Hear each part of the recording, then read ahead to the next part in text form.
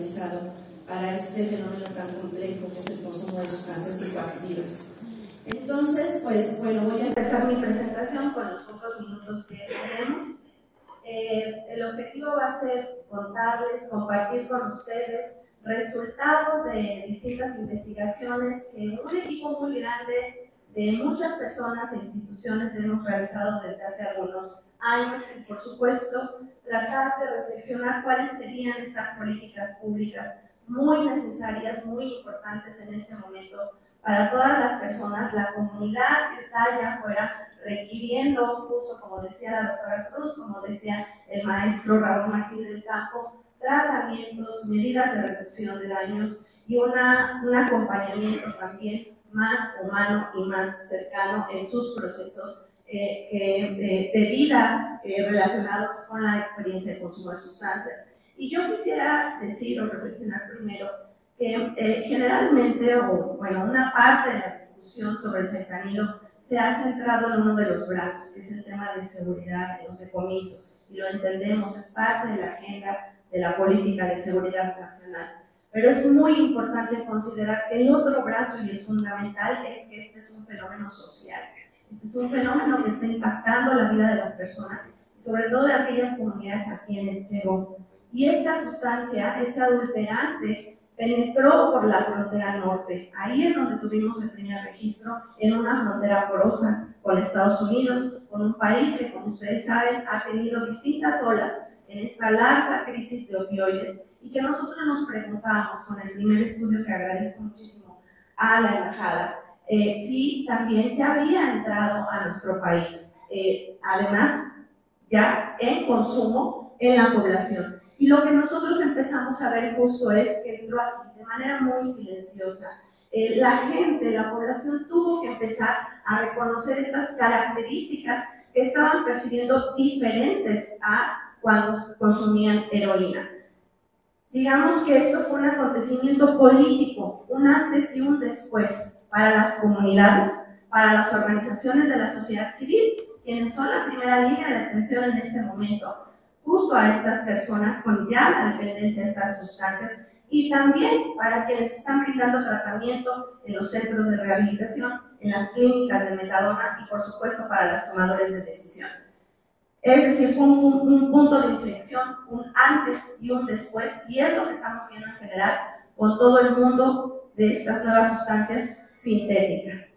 Y lo que hizo la población, además de empezar a reconocer estas características, aprender a ayudarse entre ellos para no caer en una doblada, en una sobredosis, con la ayuda de las organizaciones de la sociedad civil también. Me voy a centrar en compartirles los resultados de 3 estudios particularmente. El primer estudio, Cuqueando la Chiva, que lo hicimos en la ciudad de Tijuana, San Luis Río Colorado y Ciudad Juárez, apoyados por la Embajada Americana. El segundo estudio, donde detectamos fentanilo en restos de dosis, es la manera como trabajamos. Y el tercero, hablaré sobre algunos resultados muy particulares que todavía no concluimos, financiado por CONACYT. Es muy importante pues, tener este apoyo, porque sin financiamiento no podemos hacer investigación y no podemos monitorear lo que está sucediendo en calle, en las comunidades. Rápidamente, nosotros lo que hacemos es triangular técnicas de investigación. Lo que pasa con estas nuevas drogas sintéticas es que nos ponen retos a todas, a todos, porque es difícil saber lo que hay en esta sustancia y la gente con frecuencia es expuesta de manera involuntaria a estos nuevos adulterantes. Entonces, ¿qué necesitamos? Triangular métodos, por ejemplo, desde la parte epidemiológica, desde el paradigma cuantitativo de la investigación, para cuantificar comportamientos, efectos, conductas, etc.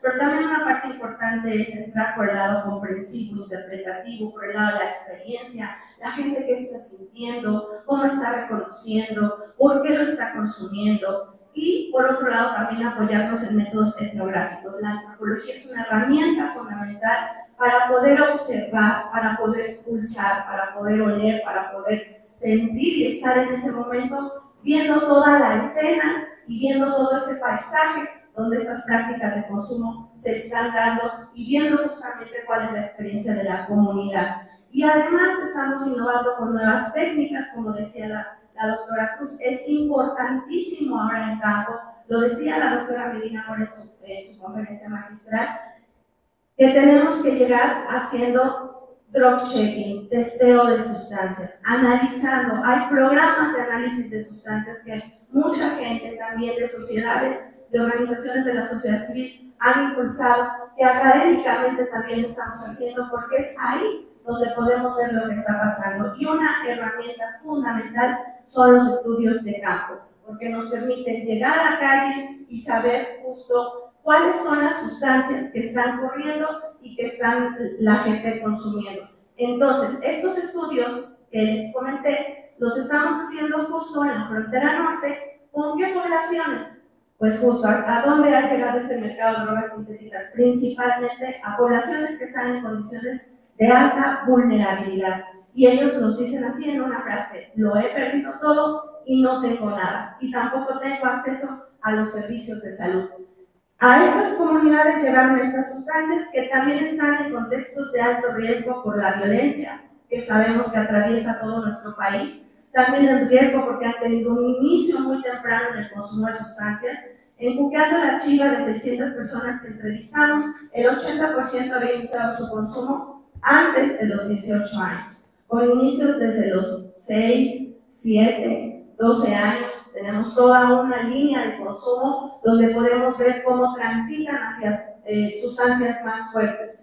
Y como lo vemos aquí, también donde o para quienes la atención a su condición de vulnerabilidad social, salud física y mental debería de ser una prioridad. ¿Y qué nos dice, por ejemplo, esta mujer?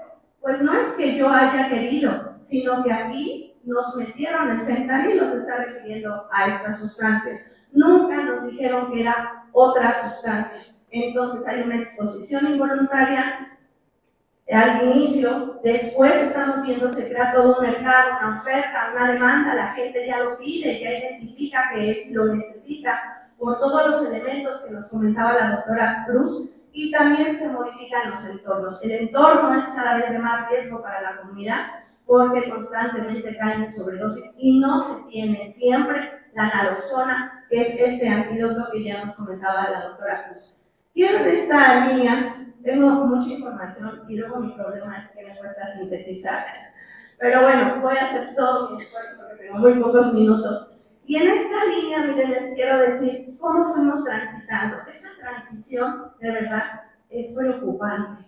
Ha sido acelerada, es humanamente triste y compleja.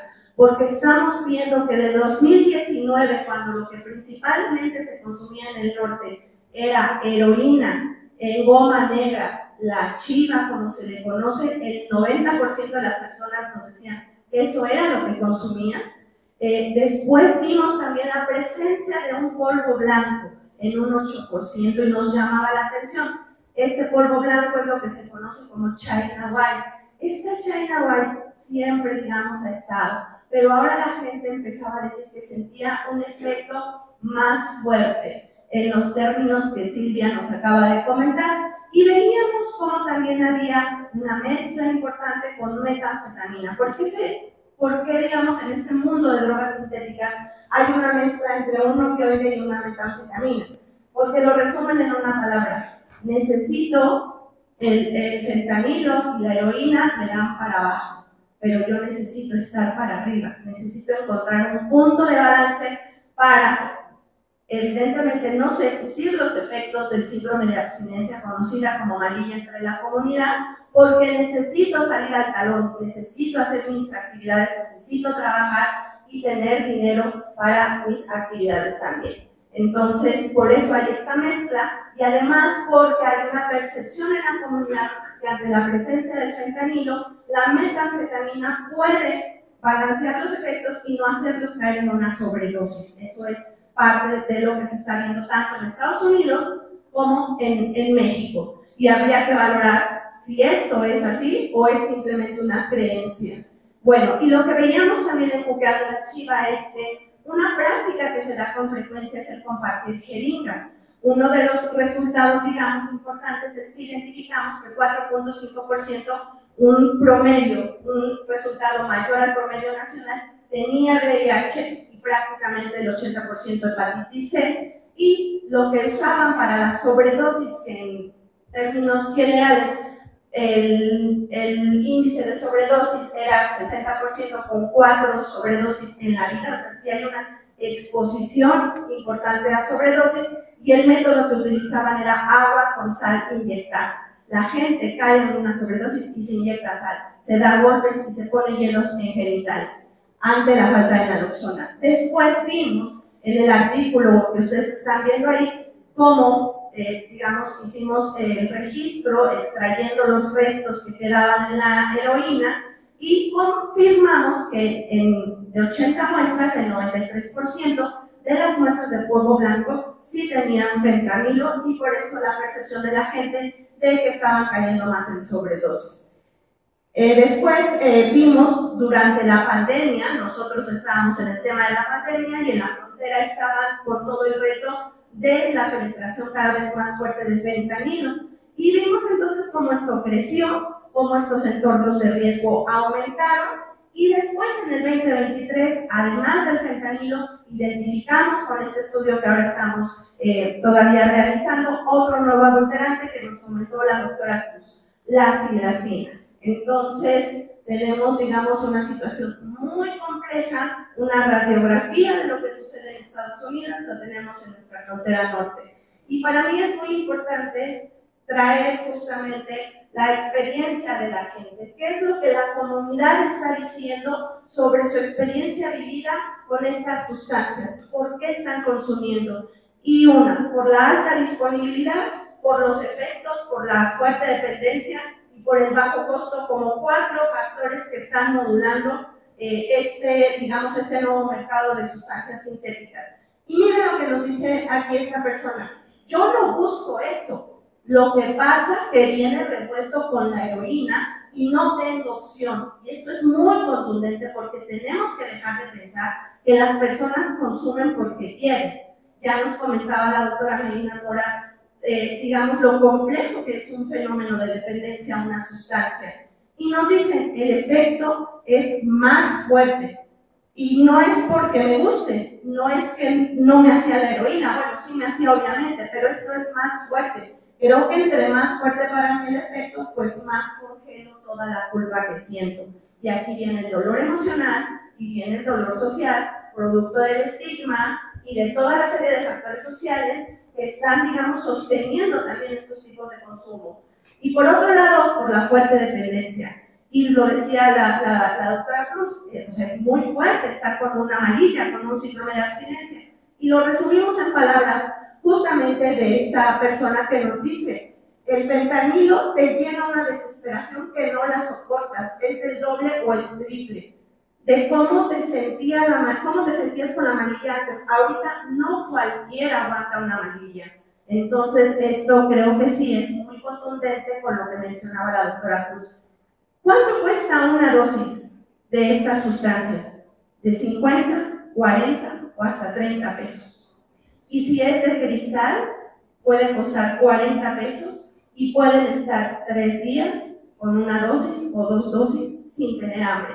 Porque el hambre, porque no tener hambre, digamos, ¿cómo explicarlo? Si tienes una limitación, una desventaja social, lo que no quieres es sentir hambre. Y el cristal eso te va a proporcionar, desafortunadamente. ¿Y cómo es que están consumiendo? La vía de administración principalmente es inyectada, es fumada, poco tomada, no encontramos circulando pastillas M30, no por lo menos en el momento que hicimos el estudio, o no las suficientes, principalmente son polvos. El patrón de consumo lo usan diario prácticamente, 4 veces al día en promedio, estoy hablando de fentanilo porque con la heroína nos decían 5, y lo mezclan principalmente con metanfetamina. Sobredosis, ustedes pueden ver, pues tenemos un alto porcentaje, y en el tema de la metanfetamina, principalmente fumada, también hay un uso inyectado, hay un consumo diario, o sea, el patrón de consumo es alto en frecuencia y cantidad, 9 veces al día en promedio, y también lo mezclan con marihuana, con alcohol, con pastillas, generalmente son benzodiazepinas, les llaman pingas, y también tenemos un porcentaje que está diciendo con fentanilo. ¿Por qué lo mezclan? Fentanilo y cristal, así me pone bien. me pone hiperactivo, porque ya me he puesto así, nada más lo que viene siendo pues la heroína, como el fentanilo, y no me pone igual que cuando le he hecho hielo, pues. Yo porque me quedo nomás bien para abajo, ya te cuenta que ni me hubiera curado nada, entonces quieren estar, digamos, con este efecto también estimulante que da la metanfetamina. Y ya viendo justamente entre los métodos analíticos que estamos empleando, son muy contundentes con lo que dice la población. Aquí vemos con las tiras reactivas, que son las que se usan para el testeo, vemos cómo, pues sí, de 4.411 residuos que recolectamos en las ciudades de Mexicali y Tijuana, una alta positividad de fentanilo, a metanfetamina y también la combinación de ambas. Y no detectamos benzodiazepinas, a diferencia de lo que está pasando en Estados Unidos o en Canadá, por lo menos como adulterante en las sustancias no está presente, pero sí hay una búsqueda intencional de las personas por combinar con metanfetamina. Y lo que vemos, justo hicimos el estudio confirmatorio con este equipo muy potente, que es un espectrómetro de masas, y lo que identificamos justo, confirmamos que en estas muestras, en 300 de estas 4.000, había fentanilo, había metanfetamina y un resultado no esperado del estudio, la presencia de silacina. Ya nos comentaba la doctora Cruz qué es la silacina y qué hicimos con esto. Bueno, antes aquí tenemos una imagen de cómo la doctora decía que genera una situación de vasoconstricción, y entonces vemos cómo pues las lesiones en la piel, necrosis también, el daño es muy severo y puede ser multifactorial la presencia de estas heridas, de estos abscesos cutáneos. Como parte del estudio con el Instituto de Medicina Genómica tomamos muestras de la pus de estas heridas y actualmente se están analizando para ver toda la comunidad microbiana que está interactuando en estas heridas, porque lo que sí es una evidencia científica es que la silacina tiene relación, además de con la sobredosis, con las lesiones cutáneas. Y bueno, ¿qué hicimos nosotros como principio precautorio científico, pero además como responsabilidad que tenemos todos, porque esta información se dé a conocer? Informar a nuestras autoridades a través de una alerta científica que trabajamos con todo el equipo, la doctora Medina Mora, la doctora Cruz, para informar a la CONASAMA sobre lo que estábamos encontrando en el norte del país con la presencia de silacina, y ellos alertaron a primeros respondientes, que son profesionales de la salud, evidentemente las organizaciones de la sociedad civil con todos sus programas saben lo que está sucediendo, y una parte importantísima es informar a la comunidad, que bueno, ya lo hablaremos. Y estas drogas sintéticas, no podemos dejar pasar este tema tan importante, tienen un impacto en la salud mental fuertísimo. Sabemos que muchas veces las personas llegan a estos consumos porque previo fueron víctimas o estuvieron expuestas a distintas situaciones traumáticas. El acoso sexual a las mujeres, el abuso sexual, es una de las heridas más grandes que se carga en la vida.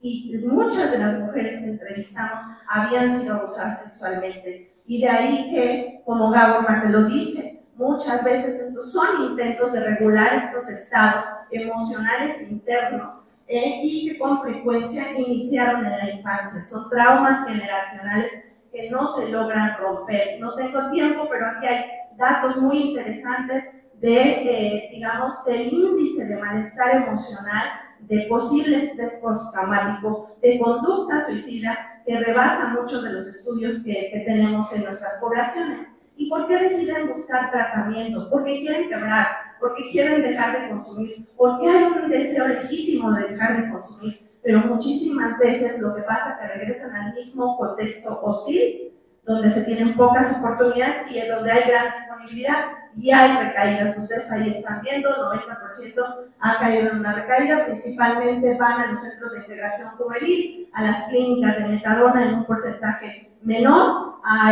Respecto al tratamiento voluntario, pues fue alto. Hay también, digamos, personas que dicen que los centros se sienten bien, que les han favorecido, y hay otras personas que hablan también de los maltratos, del estigma que se reproduce, etc. Y también de la policía, que juega un papel fundamental en estos entornos de riesgo, porque muchas veces pues, les quitan su parafernalia, los detienen, muchas situaciones que suceden con este tema. Entonces, ¿cuáles son las barreras de acceso al tratamiento que comenta la población no confían en el tratamiento, el 50%, un poco más, mencionan que no les funcionó, principalmente refiriéndose a los centros de rehabilitación. Quisieran que hubiera centros más especializados, y también otro factor que impacta pues ahí es sentir vergüenza o temor de ser señalado, que es todo lo que tiene que ver con el estigma. ¿Qué es lo que están pidiendo?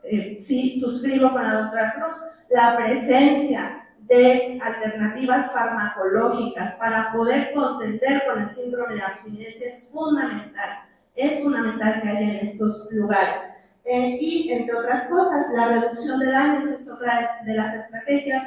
A la población se le recomienda consumir menos, dosificar la cura, no estar solo, procurar tener naloxona, es el llamado a la acción.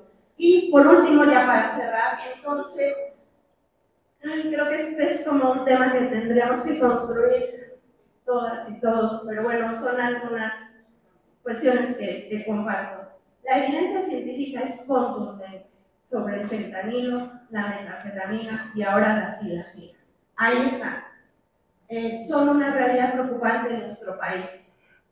No sabemos la dinámica que va a seguir, pero sí sabemos que está en la frontera, que está en Sonora, que está en Sinaloa, que hay casos en el centro del país de muestras con fentanilo, etc. En la parte de las políticas para la salud, suscribo con la doctora Cruz, con la doctora Mina Mora, es necesario prevenir la muerte, necesitamos naloxona.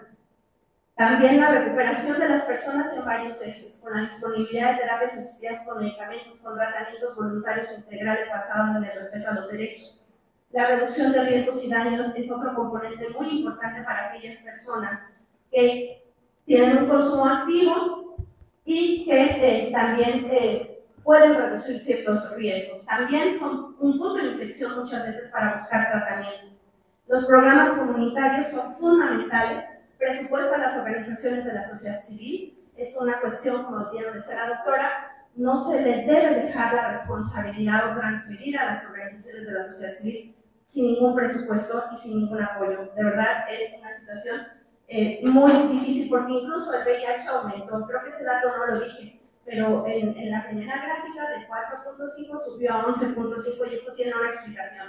Y una de ellas puede ser que se limitó el acceso a recursos para las organizaciones de la sociedad civil de base comunitaria, que son quienes llevan a través del intercambio de los programas de reducción de daños las jeringas. Si una jeringa, que es el principal insumo de los programas de reducción, deja de circular, podemos tener resultados como este crecimiento en la infección. Bueno, atender los malestares emocionales y ya agrego a las políticas de salud las sociales.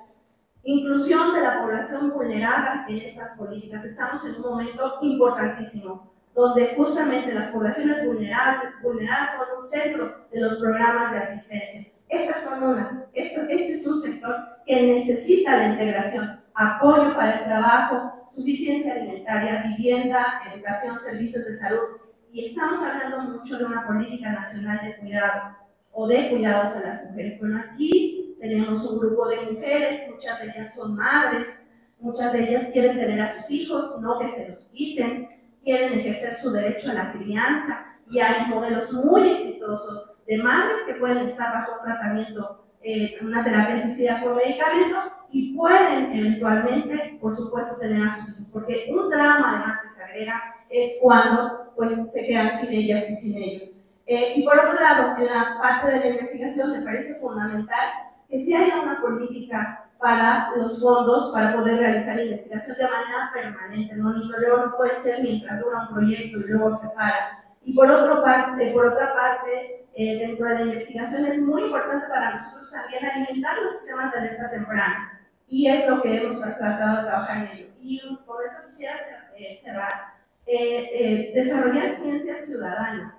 donde la población también esté presente en estos foros, tienen mucho que decir y tienen muchos saberes, pueda aportar con su experiencia y sus conocimientos en el diseño de políticas públicas. Es decir, ciudadanos, científicos, tomadores de decisiones, hablándonos entre sí, colaborando para desarrollar lo que le hace falta a nuestro país. Muchísimas gracias. Mi última nada más es decirles, apoyemos, no castiguemos, y bueno, mil gracias.